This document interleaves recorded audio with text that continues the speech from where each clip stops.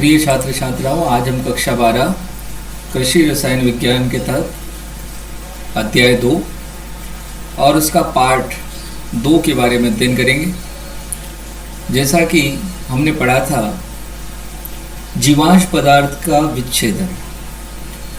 जीवांश पदार्थ का विच्छेदन वह प्रक्रिया है जिसमें मृदा में पाए जाने वाले विभिन्न सूक्ष्मजीव जैसे बैक्टीरिया, फंजाई, एक्टिनोमाइसीट्स इत्यादि द्वारा जीवांश पदार्थों का विच्छेदन कर सरल यौगिकों में परिवर्तित कर देते हैं। इसे विच्छेदन कहा जाता है। ये परिभाषा हमने देखी।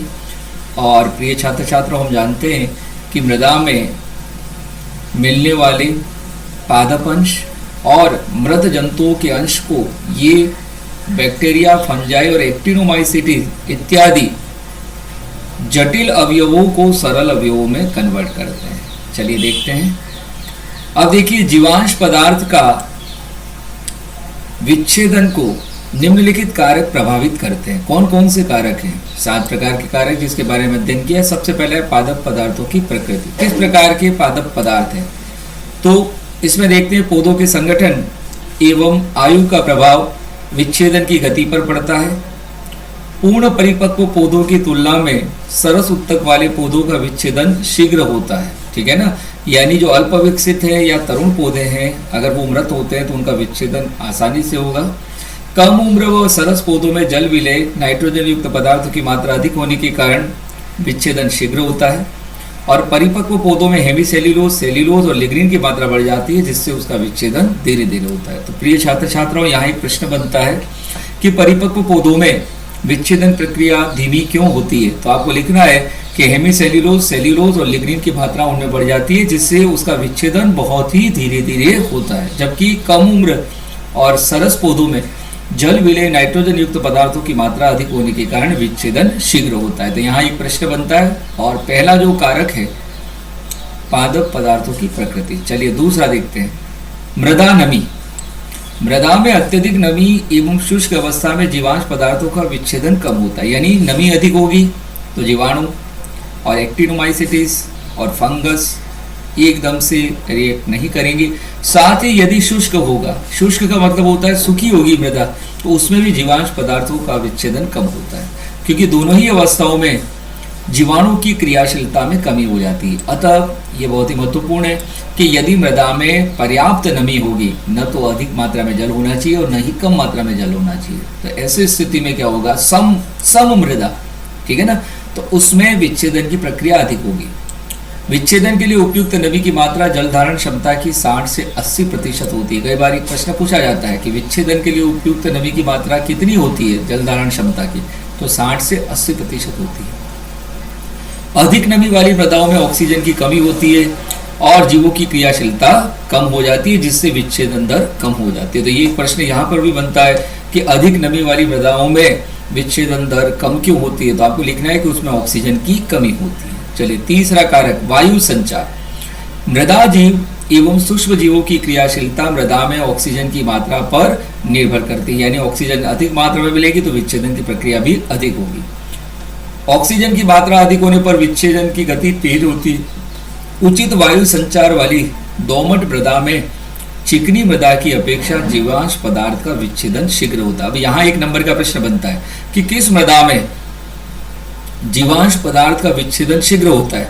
तो आपको लिखना है दोमट मृदा में अधिक होता है। दोमट मृदा जो होती है उसमें जीवों का विच्छेदन यानी जीवांश पदार्थ का विच्छेदन अधिक होता है। चलिए इसके बाद देखते हैं मृदा ताप। जीवाणुओं की क्रियाशीलता पर मृदा ताप का अत्यधिक प्रभाव पड़ता है। विच्छेदन प्रक्रिया 5 डिग्री सेंटीग्रेड पर भी होती है, परंतु ताप के बढ़ने के साथ इसकी गति बढ़ जाती है। यानी जैसे जैसे टेम्परेचर बढ़ता है विच्छेदन की प्रक्रिया अधिक हो जाती है। और विच्छेदन के लिए उपयुक्त तापक्रम है 30 डिग्री सेंटीग्रेड से 40 डिग्री सेंटीग्रेड। प्रिय छात्र छात्रों, ये बहुत ही महत्वपूर्ण है। 1 नंबर का प्रश्न यहाँ पर भी बनता है कि विच्छेदन के लिए, जीवांश पदार्थ के विच्छेदन के लिए उपयुक्त तापक्रम कितना होता है?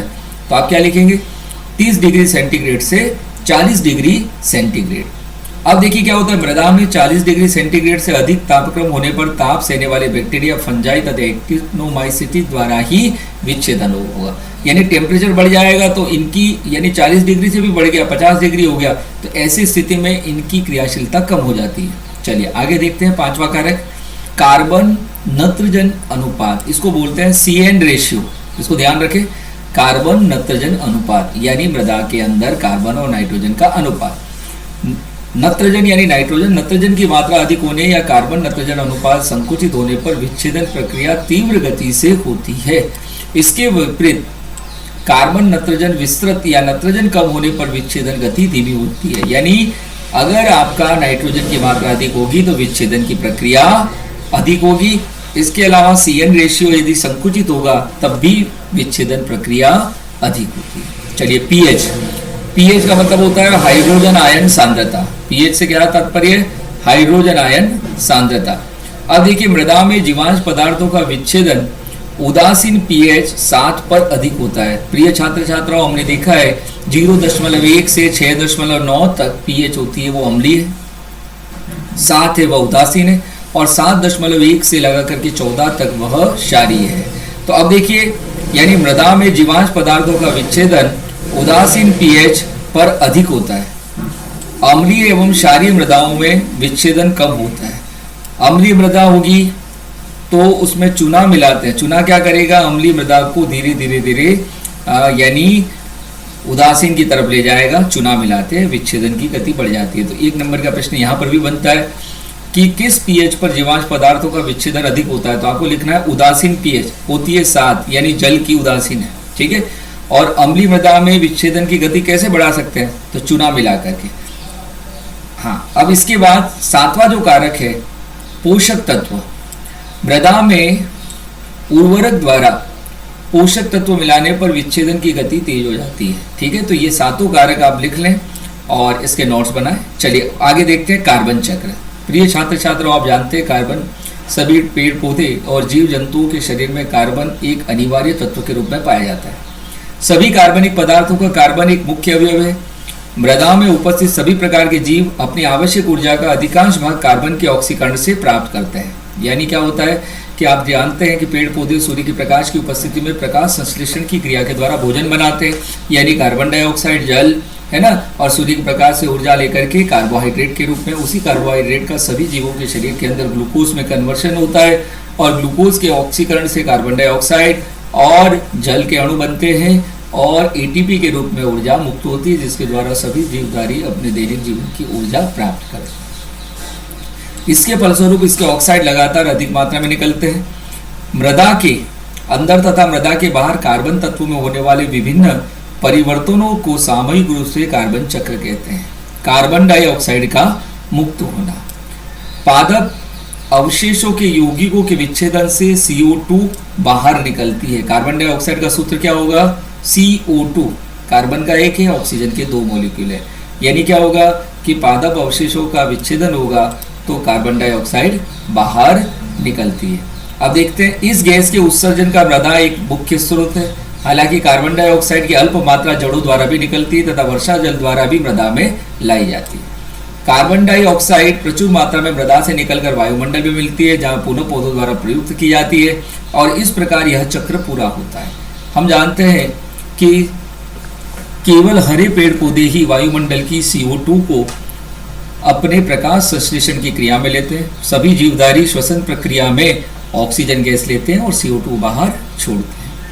अब देखिए, कार्बन डाइऑक्साइड मृदा में होगी तो पानी से क्रिया करके कार्बोनिक अम्ल H2O plus CO2, H2CO3, calcium, potassium और अन्य भस्मों के साथ कार्बोनेट और बाइकार्बोनेट यानी CaCO3, CaHCO3 इस प्रकार से कार्बोनेट और बाइकार्बोनेट बनाती है, और ये लवण जल में आसानी से विलय होते हैं और जल निकास द्वारा नष्ट हो जाते हैं।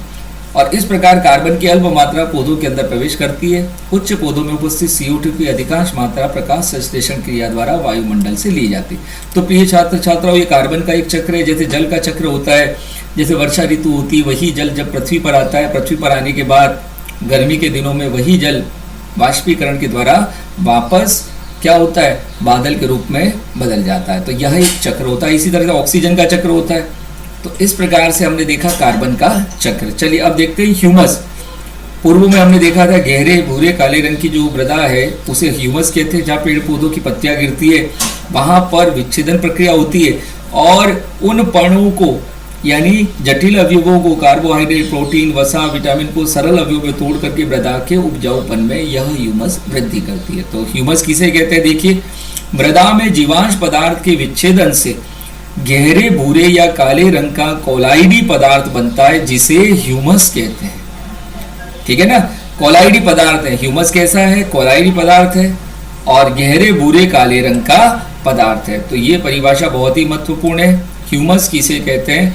तो कैसे उत्पन्न होता है? मृदा में जीवांश पदार्थ के विच्छेदन से। अब जीवांश पदार्थ में पेड़ पौधे भी आ गए और जीव जंतु जो मृत हो जाते हैं उनके भी अंश आ गए।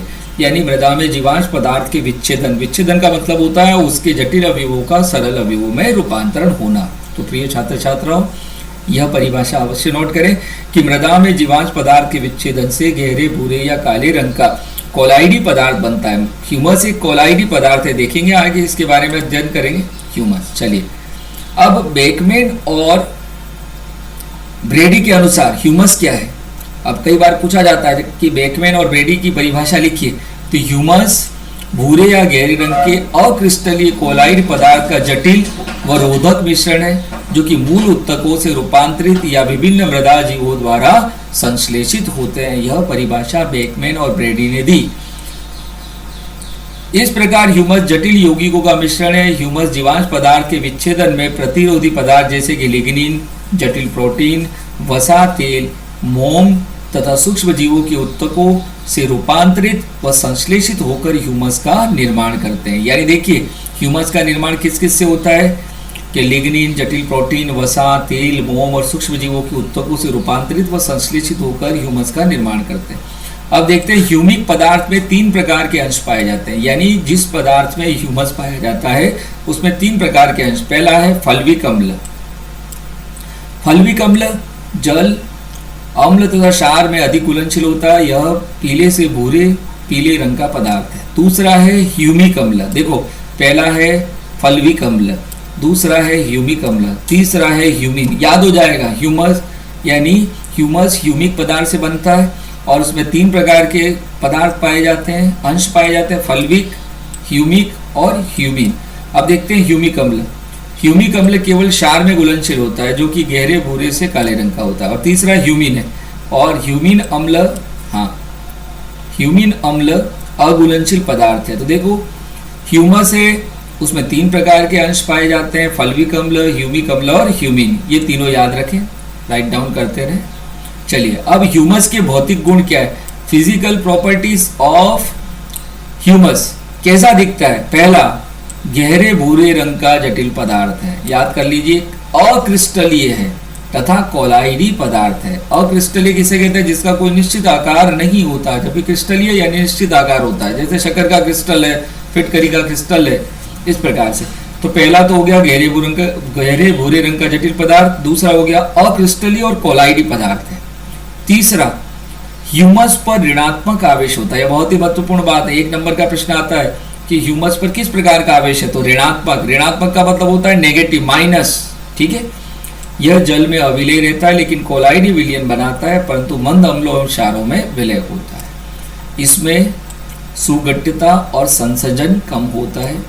जल धारण क्षमता अधिक होती है। यानी आप देखिए, ह्यूमस के अंदर जल मिलाते हैं तो वो जल को बांध करके रखता है। अब यह अम्लीय होता है। इसमें फूलने एवं सिकुड़ने का भी गुण होता है। यह जलग्राही होता है और संतृप्त वायुमंडल से 2 से 6 गुना अधिक जल शोषित कर लेता है। अब क्या होगा, मृदा में यदि ह्यूमस मिलाएंगे तो क्या होगा कि उसमें विभिन्न प्रकार के पौष्टिक पदार्थ होते हैं जो मृदा के लिए और पेड़ पौधों के लिए उपयोगी है। जलग्राही है, यानी क्या करेगा, जल की धारण क्षमता अधिक होगी तो लंबे समय तक पेड़ पौधों को जल की आपूर्ति करेगा। चलिए, ये भौतिक गुण हो गए। तो ये कम से कम 4 भौतिक गुण आपको याद होने चाहिए। पहला तो याद हो जाएगा, गहरे भूरे रंग का है, अक्रिस्टलीय है, कोलाइडी है, ऋणात्मक आवेश होता है, जल धारण क्षमता अधिक है, अम्लीय होता है। अम्लीय का मतलब होता है कि इसकी जो पीएच है 0.1 से 6.9 तक की इसकी पीएच होती है। चलिए, रासायनिक गुण देखते हैं। ह्यूमस में कार्बन 55 से 60% होता है, हाइड्रोजन 4 से 5%, ऑक्सीजन 35 से 40% और नाइट्रोजन 3 से 6%, फास्फोरस, सल्फर, लोहा होता है। याद कर लीजिए, सबसे अधिक कार्बन है, इसके बाद ऑक्सीजन है, उसके बाद नाइट्रोजन है और हाइड्रोजन है। ये रासायनिक संगठन है, इसको अवश्य लिख लें और याद कर लें। चलिए, इसका कार्बन नाइट्रोजन अनुपात 10:1 होता है। ठीक है, ये बहुत ही महत्वपूर्ण बात है। ह्यूमस का CN रेशियो कितना होता है, तो आपको लिखना है 10:1। इसकी औसत धनायन विनिमय क्षमता होती है 200 सेंटीमोल प्रति किलोग्राम। अब एक नंबर का प्रश्न आता है कि ह्यूमस की धनायन विनिमय क्षमता आगे अध्याय में देखेंगे क्या होती है, पर यहाँ इतना जरूर देखें कि 200 सेंटीमोल प्रति किलोग्राम। इसमें कार्बोक्सिल, फिनोलिक और इनोलिक समूह पाए जाते हैं। इनकी प्रतिरोधक क्षमता अधिक होती है और हाइड्रोजन पेरोक्साइड द्वारा ह्यूमस का ऑक्सीकरण आसानी से हो जाता है। तो प्रिय छात्र छात्राओं, आज हमने देखा कि जीवाश्म पदार्थ का विच्छेदन कैसे होता है, साथ ही हमने ये देखा कि ह्यूमस के भौतिक गुण क्या है और किस प्रकार से ह्यूमस के रासायनिक गुण हैं।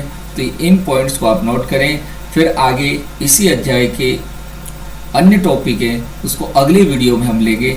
आप इसके नोट्स बनाएं और अधिक से अधिक छात्रों में शेयर करें। धन्यवाद।